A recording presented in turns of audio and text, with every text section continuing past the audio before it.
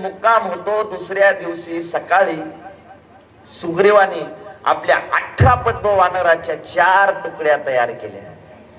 कशासाठी? जानकी मातेचा शोध घ्यायचा. 4 तुकड्या 4 दिशेसाठी, 1 तुकडी पूर्व दिशेसाठी, पश्चिम दिशेसाठी, दक्षिण दिशेसाठी आणि उत्तर दिशेसाठी, 4 दिशेसाठी 4 तुकड्या तयार केल्या. त्यातली दक्षिण दिशेची तुकडी ही राखीव तुकडी आहे. त्या तुकडीमध्ये मुख्य जामवंत जे आहेत, नल आहे, नील आहे, अंगद जे आहेत, हनुमानजी आहेत आणि पुन्हा अजून बरीच वानर सेना आहे दक्षिण दिशेच्या तुकडीमध्ये. आणि मग निघाल्या महाराज तुकड्या. कशासाठी? वानर सेना निघाली. कशासाठी? जानकी मातेचा शोध घेण्यासाठी. रामप्रभू निष्ठ पाहू लागले. रामप्रभू विचार करू लागले, अरे अजून एकानं सीता पाहिली नाही, हे लागले सीतेचा शोध घ्यायला माकड. अजून एकानं सीता पाहिली. कमीत कमी मला विचारायचं, सीता कशी दिसती, कशी आहे सीता, काळी आहे का बुटकी आहे का नकटी आहे का कुरुळी आहे, एकानं अजून बघितली नाही. कमीत कमी मला विचारायचं कशी दिसती. महाराज, भावार्थ रामायणामध्ये असं वर्णन आलेलं आहे, काही काही वानर जाचे बेंडक्यात घेऊन यायचे. सुग्रीव हे का आपलं प्रभू, हे का तुमची सीता? आता पाहिलीच नाही ना, बेंडक्यात आणायची, हे का तुमची सीता? महाराज, रामप्रभू एकानं सीता पाहिली नाही, सीतेचा शोध घेण्यासाठी चालले. पण ऐका, बुद्धिमत्ता वरिष्ठ कोण? हनुमानजी. हनुमानजी मागे थांबले. हात जोडून हनुमानजीनं प्रभूला विचारलं, प्रभू जर माझ्या जानकी मातेचा शोध लागला तर त्यांचा आमच्यावर कसा विश्वास बसेल की आम्ही रामाचे दूत आहोत? ऐका हनुमानजी काय म्हणतात, आम्ही कसं ओळखू असं म्हणत नाहीत, त्यांचा आमच्यावरती कसा विश्वास बसेल. मग रामप्रभू म्हटले, मला माहित होतं हनुमान, 18 पद्म वानरामध्ये डोकं तूच चालवशील, तोच प्रश्न विचारला. मग आता ऐक, करुणा निधान शब्दाचा प्रयोग कर, जयंताची कथा सांग. आणि आपल्या पोटातली एक मुद्रिका काढली. प्रभूनं मुद्रिका काढली, ती हनुमानजीच्या हातात दिली. हनुमानजीनं ती मुद्रिका आपल्या हातात घेतली. स्वामीची मुद्रिका आहे, ठेवायची कुठे? कुठं ठेवायची स्वामीची मुद्रिका? बोटात घालू शकत नाही, मालकाची मुद्रिका आहे. मग डोक्यावर ठेवावी. पण पुढे ऋषी मुनी भेटतील, नतमस्तक व्हावं लागल, खाली पडेल डोक्यावरची. मग हातात ठेवू, हातात ठेवतो पुढं मारा मारीन ठोका ठोकी होणारे लंकेत पडून जाईल कुठं. मग प्रभू मुद्रिका मिली मुखमाय, ती मुद्रिका हनुमानजीनं आपल्या तोंडात टाकली आणि 18 पद्म वानराच्या 4 तुकड्या 4 दिशेसाठी निघाल्या जानकी मातेचा शोध घेण्यासाठी. ऐका, बराच लांब पर्यंत प्रवास झाला, घोर अरण्यात प्रवेश झाला. सीता मातेचा शोध लागत नाही. सगळ्या वानरांना तहान लागली, सगळ्या वानरांना तहान लागली महाराज. पण हनुमानजीला नाही तहान लागली. का हनुमानजीला तहान नाही लागली? साधं तोंडात चॉकलेट असलं तर घसा कोरडा पडत नाही. मग ज्याच्या मुखात राम नामांकित मुद्रिका आहे त्याचा घसा कसा कोरडा. पण बाकी तृषा अतिशय आकुला आणि बाकीच्या वानरांना अतिशय तहान लागली. सगळे पाण्याचा शोध घेतात, कुठंच पाणी सापडत नाही. पण ऐका, हनुमानजी एका उंच वृक्षावरती चढले. वृक्षावरती जातात, इकडं तिकडं पाहतात, कुठेच पाणी दिसत नाही. पण एका विवरामधून काही पशु पक्षी प्राणी विवरातून बाहेर येत होते. हनुमानजीनं पाहिलं ना, हनुमान प्रमाण केलं की बस या विवरामध्ये पाणी असलं पाहिजे. खाली उतरतात हनुमानजी झाडावरून. 18 पद्म वानर सगळ्या तुकडीला घेतात आणि त्या विवरामध्ये जातात. आतमध्ये जातात तर आतमध्ये एक महान तपस्विनी तपश्चर्या करीत बसली होती. तिचं नाव स्वयंप्रभा. तपश्चर्या करत बसली होती. आणि तिनं पाहिलं, या वानर सेनेला हनुमानजीला पाहिलं आणि विचारलं, कोण आहे? वानर सेना. सध्या कोणतं युग चालू आहे? विचारलं, सध्या कोणतं युग चालू आहे? वानर सेना म्हणते, आता त्रेतायुग चालू आहे माताजी. अरे सत्ययुगापासून तपश्चर्या करत बसले मी. तुम्ही सीतेच्या शोधासाठी चाललात ना? हा मा. मग सीतेच्या शोधासाठी चाललात, तहान लागली का? हा मा, जा पाणी पिऊन या. सगळे वानर सेना गेली, पाणी पिलं, फळं खाल्ली, उड्या मारल्या वानरांनी. पुन्हा स्वयंप्रभेच्या समोर येऊन बसतात. आले का पाणी पिऊन? हा मा, बसा खाली. सगळे वानर सेना बसली समोर. सीतेच्या शोधासाठी चाललात ना? हा मा. मग सीतेच्या शोधासाठी चाललात तर डोळे उघडे ठेवून चाललात का डोळे लावून चाललात? ऐका, लक्ष देऊ. सीतेच्या शोधासाठी चाललात, मग डोळे उघडे ठेवून चाललात का लावून चाललात? काही काही वानेर कुजबुज करायला लागले का? रे ही म्हातारी चेष्टा करते का रे आपली? हा, आम्ही का डोळे लावून चाललो का? हे म्हातारे, आम्ही डोळे उघडे ठेवून चाललो. म्हातारी म्हणली, अरे तसं नाही, सीता भक्ति है और भक्ति को पाना है तो अंतर्मुख होना है, आंखें बंद करो. सगळ्या वानरांनी डोळे बंद केले. आंखें बंद करो. सगळ्या वानरांनी डोळे बंद केले. आंखें खोलो. सगळ्या वानरांनी डोळे उघडले. पाहते तर तिथं गुहा नाही, पाणी नाही, स्वयंप्रभा नाही. ठाय रक वानर सेना समुद्राच्या काठाला. पुढे 400 योजन विस्तीर्ण समुद्र पसरलेला. सगळे वानर सेना समुद्राच्या काठाला आणि एकमेकाला कुजबुज करू लागले. झालं, रामाची भेट नाही, सीतेची भेट नाही, तहाना लागल्या, या समुद्राचं खारं पाणी पिऊ शकत नाही. तितक्यात तिथं एक संकट या वानर सेनेकडे येत होतं. कोणतं? पंख जळालेला, पंख तुटलेला गीध पक्षी गडबडत गडबडत गडबडत या वानर सेनेकडे येत होता. आणि त्या वानर सेनेकडे पाहून असं म्हणत होता, बहुत दिन से भूखा हो,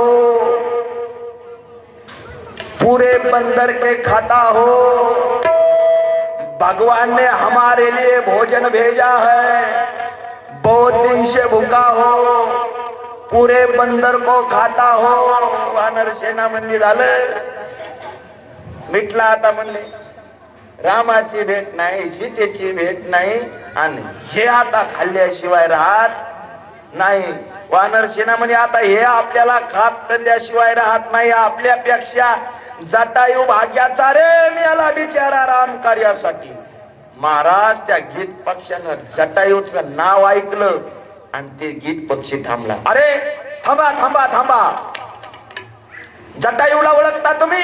हा, मेला बिचारा राम कार्यासाठी.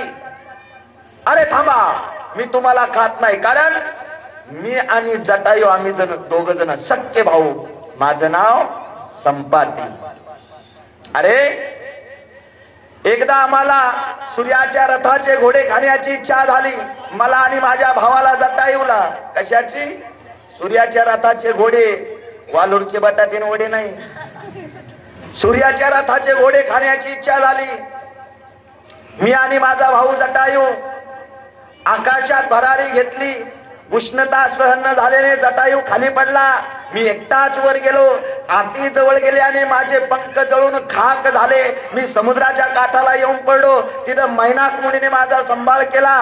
त्यांनी सांगितलं, त्रेतायुगामध्ये याच रस्त्यानं या समुद्राच्या काठावरती रामाची दूत वानर सेना येईल. त्यांचं दर्शन झाल्याबरोबर तुमच्या पंखात चैतन्य येईल. आज तुमचं दर्शन झालं, माझ्या पंखात चैतन्य आलं. मी तुम्हाला खात नाही, मी जटायूचा सक्का भाऊ, माझं नाव संपाती. तुम्हाला खाणार नाही, पण माझी दृष्टी तीक्ष्ण आहे.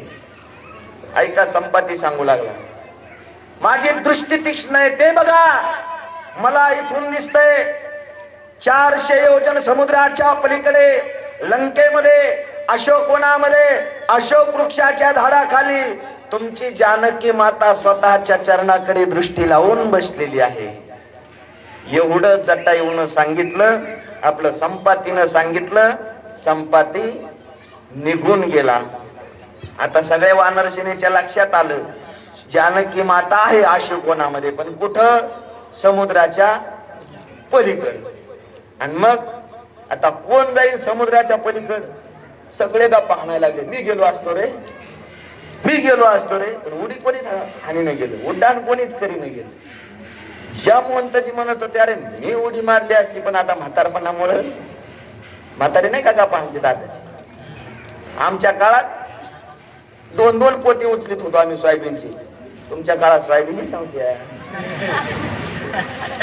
साळी होत्या, साळी.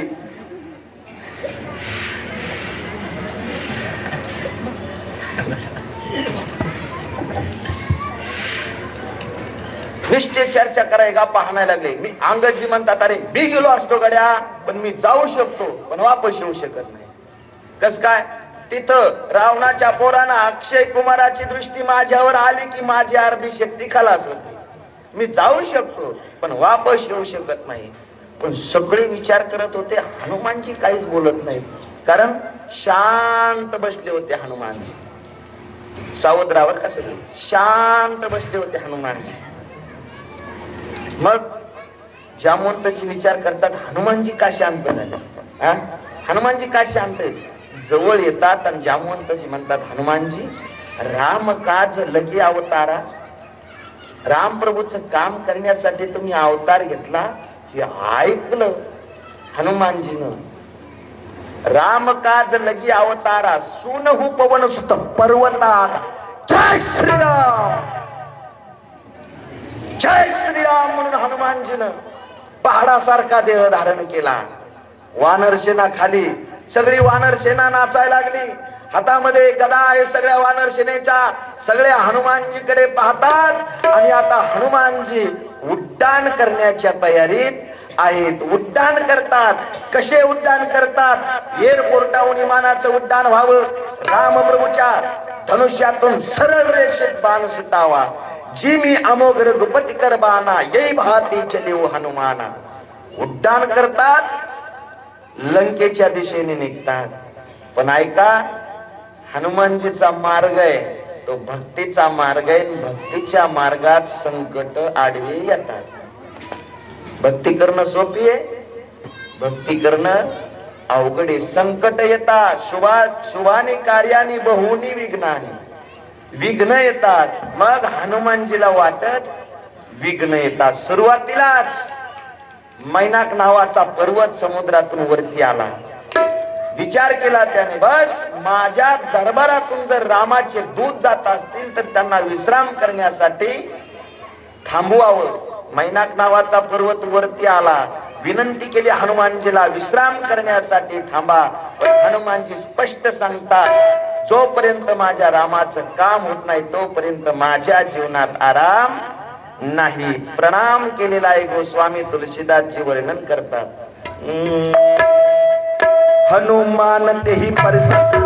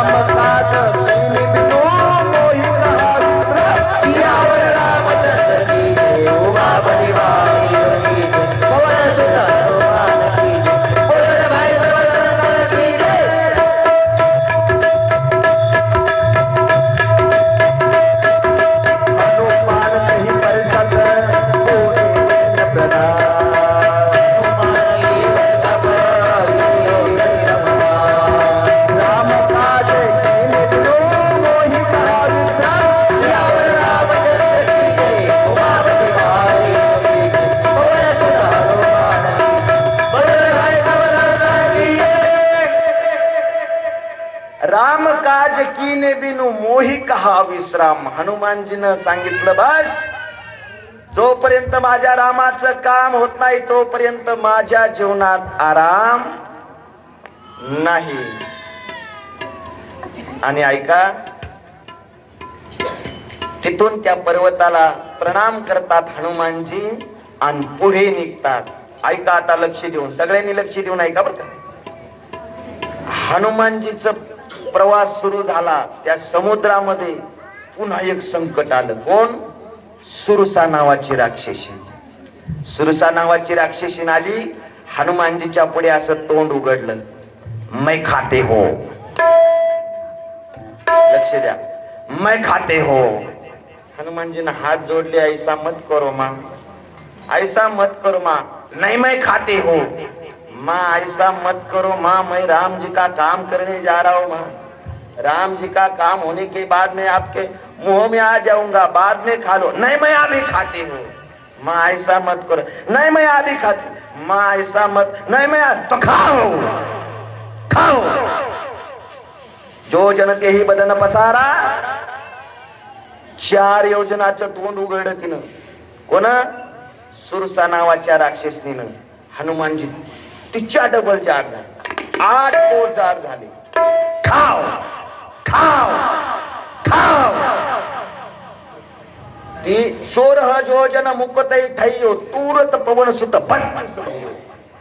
16 योजन तोंड उघडलं तिनं. हनुमानजी 32 कोट जाड झाले. खाओ खाओ. तिच्या डबल तिच्या डबल तिच्या डबल. जसं जसं सुरसा बदन बठावा, तास दून कपी रूप देखावा, तशी तशी ती हनुमानजी जड तिच्या डबल तिच्या डबल तिच्या डबल तिच्या डबल तिच्या डबल. आणि तिनं जेव्हा समुद्रा एवढं तोंड उघडलं, हनुमानजीनं छोटस वानराचं रूप धारण केलं. तिच्या तोंडात 2-4 चक्रा मारल्या आणि बाहेर आले. ए पागल बुड्ढी, हा बात हाणू लागली. मैं खाती हूँ मैं खाती हूँ. 2-4 परिक्रमा करके बाहर आया हूँ. मग हसू लागली. हे काय, देवता ने मुझे भेजा था, देवता ने मुझे भेजा था, मैं आपकी परीक्षा लेने आई थी. जा बाबा हनुमान जा, यशस्वी भव. म्हातारी आशीर्वाद देऊन गेली. निघाले हनुमानजी पुढे पुढे निघाले. पुन्हा एक संकट धावून आलं. कोण? सेविका नावाची राक्षसी. पण टाइम कमी असल्यामुळे एका ठोक्यात कार्यक्रम हनुमानजी पुढे.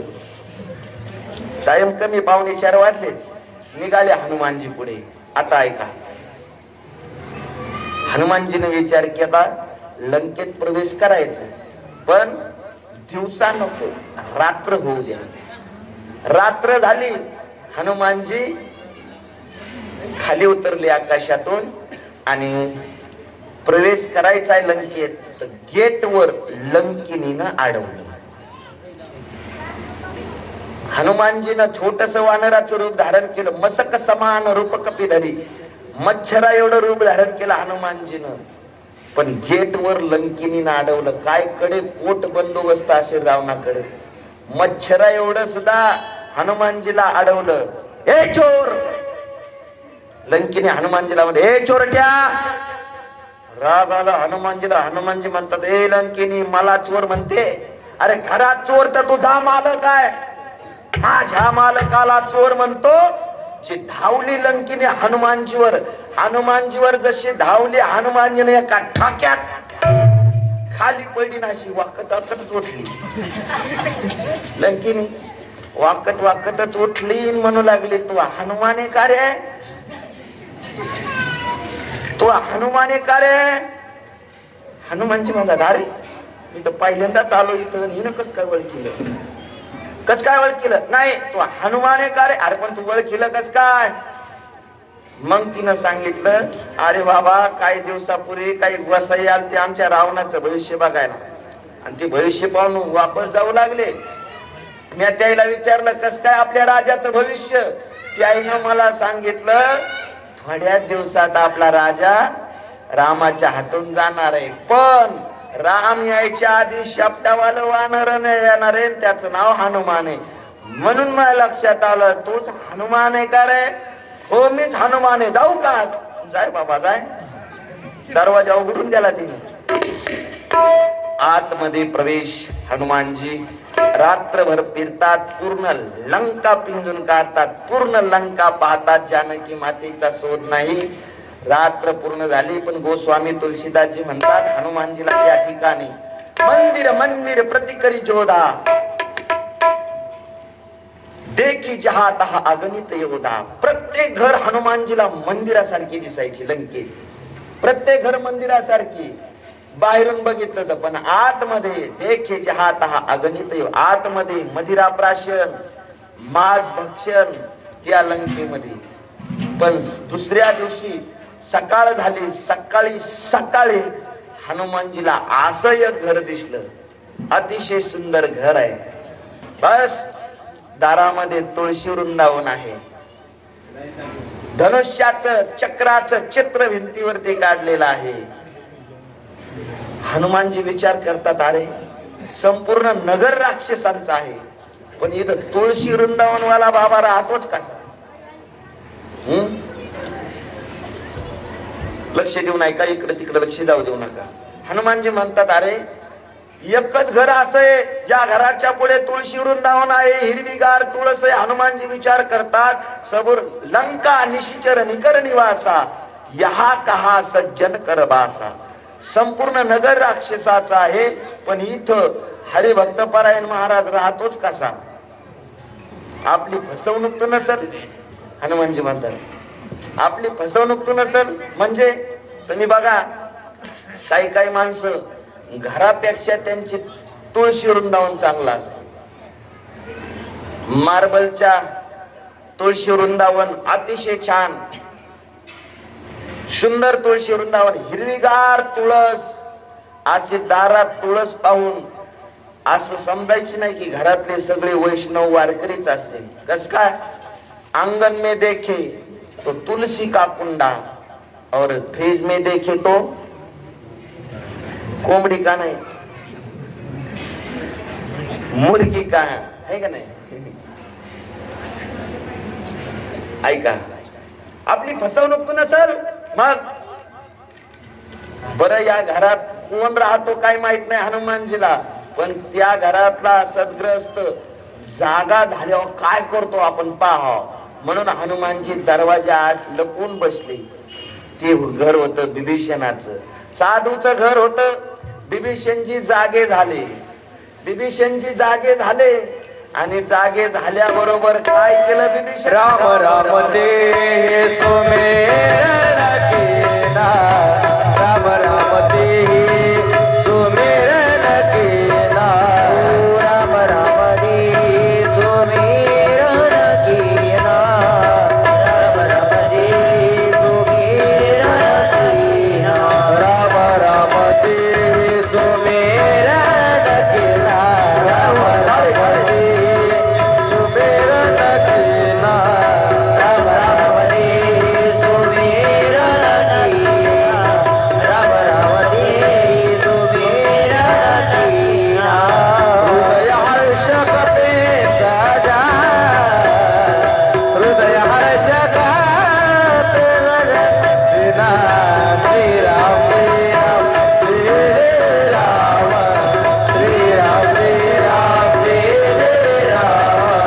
श्रीराम श्रीराम जय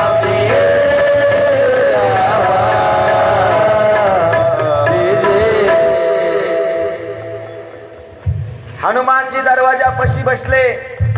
या घरातला माणूस सद्ग्रस्त उठून काय करतो पाहण्यासाठी. ते घर होतं बिभीषणाचं.